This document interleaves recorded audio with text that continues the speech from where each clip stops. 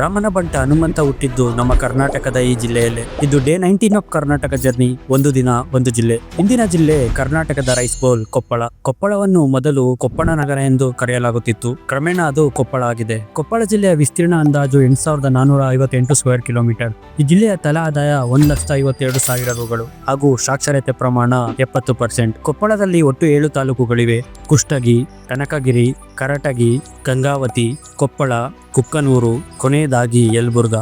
ಕೊಪ್ಪಳ ಜಿಲ್ಲೆಯ ಪ್ರಮುಖ ಸ್ಥಳಗಳು: ಕೊಪ್ಪಳ ಫೋರ್ಟ್, ಮಹಾದೇವ ದೇವಸ್ಥಾನ, ಅಂಜನಾದ್ರಿ ಬೆಟ್ಟ, ಹುಲಿಗೆಮ್ಮ ದೇವಸ್ಥಾನ, ಪಾಲ್ಕಿಗುಂಡು, ಗವಿಸಿದ್ದೇಶ್ವರ ಮಠ, ನವಬೃಂದಾವನ ಹಾಗೂ ಕೊನೆಯದಾಗಿ ಕನಕಚಲಪತಿ ದೇವಸ್ಥಾನ.